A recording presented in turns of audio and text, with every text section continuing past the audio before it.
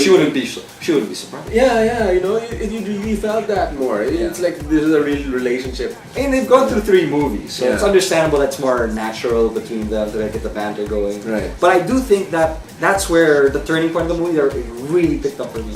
You know, the first stuff was like decoration there. The first couple of parts, you know, the first half was like fairly standard stuff. I mean, like, parang it felt more like the beginning of the first Thor. Yeah. But when Loki came back, that's when things got amped up. Yeah, when they're like, okay, we gotta break this guy out. Then everyone threatens him. If you betray oh, so you're gonna kill me. Apparently that's fine. Yeah.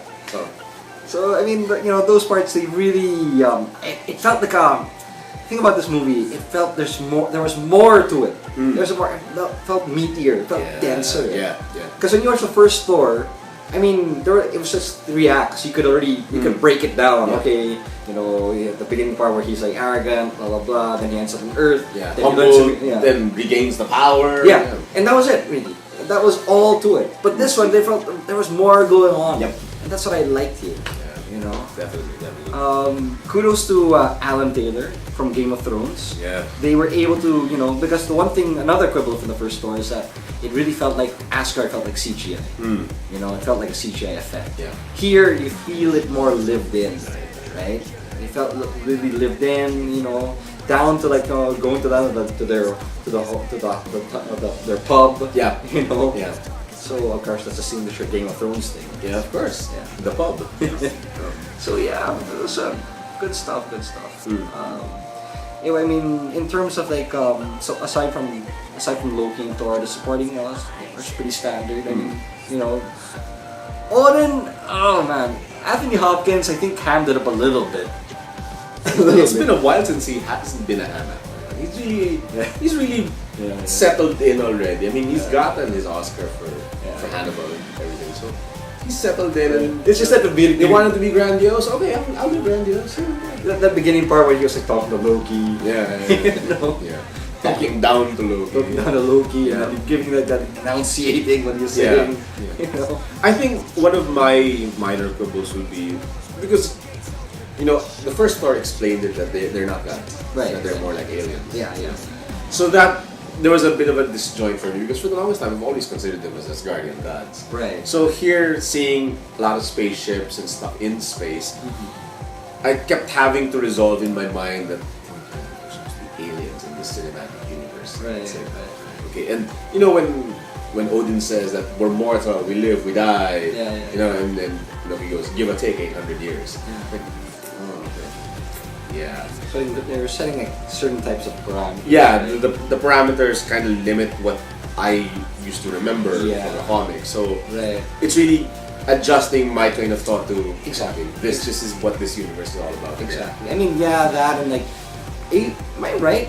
Thor is invulnerable, right? In the comics, he's invulnerable. Near invulnerable. Right? Because like something the Hulk smashes him. Yeah, but in like here, you know, he can pretty much get stabbed, get hurt. You know. True. I mean, he's tougher, but it's not like he's not Superman tough. Yeah. Right. Yeah.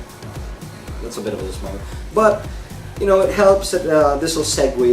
You know, it makes for a fit because eventually it's gonna segue into Guardians of the Galaxy. And, you know, the setup. Remember, if you're still gonna watch this, there are 2 ending scenes.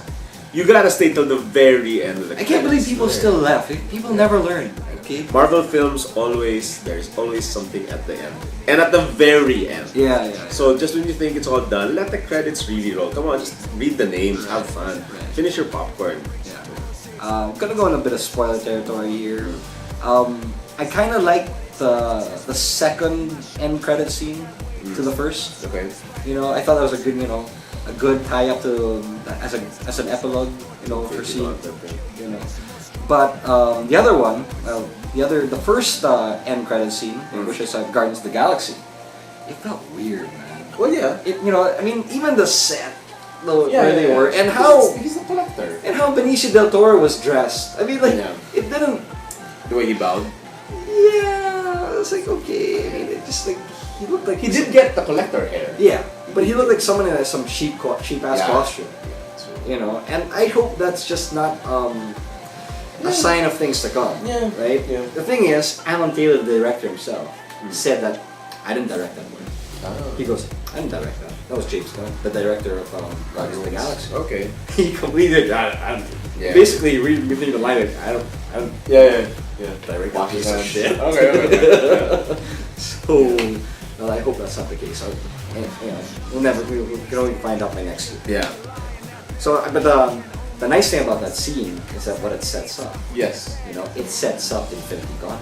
Yeah. And, people have been asking online and stuff. So that's supposed to be which gem, and the Aether is supposed to be what gem. So they're gonna have 5 more gems, and I don't want to overthink things. Okay, in the comics, the Infinity Gauntlet, when it first shows up, this is early 90s, late 80s? Late 80s. Late 80s, okay. Yeah. This is Jim Starlin, George Perez, Infinity Gauntlet. The gems are already on the gauntlet. Right. Although before that, they were with the Elders of the Universe. Right. One of them was the Collector. Yeah. So here, I guess it's set up that each of these gems have to be collected and end up on the gauntlet. That is apparently in Odin's throne room from the first Thor. The gauntlet. The gauntlet. I've never seen it. I mean, I've watched the movie like 4 times already. I haven't seen it. We've only seen like stills from a prop room. Yeah. That's it. The premise is that makes it exciting. But I heard quibbles and online about it's just another movie to set up everything else. I don't think so. Yeah. Things Not this one. This one, things actually happen. Things actually happen. And it was all it delved deeper into the characterization of Thor. Thor, although I feel Chris Hemsworth, he's still awesome. Yeah. He's still awesome with Thor, but he gets a little bit dull. I felt his characterization as an arrogant oaf in the first one was awesome. Yeah. It gave him a really real presence. Yeah. Here he's more noble. Yeah. I think they kind of brought back the oath part when he tried to pilot the ship. Right. Because that's when Loki was on. He was like, yeah. "So I thought you knew how to pilot this thing." Yeah. So that's where it got fun again, And when they play off against each other, you really see the personalities of each of them. Yeah. But Chris Hemsworth by himself, he had a hard time because he's already become a hero. Yeah. He's no longer the lovable rogue. Exactly. He's almost like, this is a thunder god here. Right. He's elevated himself. He's the noble warrior again, the protector of the 9 realms. Exactly. And I hope they bring a little more dimension to him next time they do. And I'm sure in Avengers and Thor 3, which I'm sure will happen. Because that's the difference if you consider that in RDJ's Iron Man, he's always the rogue. Yeah. He's always the charming guy with the glint in his eye because he's Stark, I'm rich, I can do whatever I want. Hemsworth doesn't do that with, I'm a thunder god, I can do whatever I want. He doesn't do that. Yeah. So he's become almost like an antithesis to Tony Stark. And it's gonna get even worse when Chris Evans does Cap.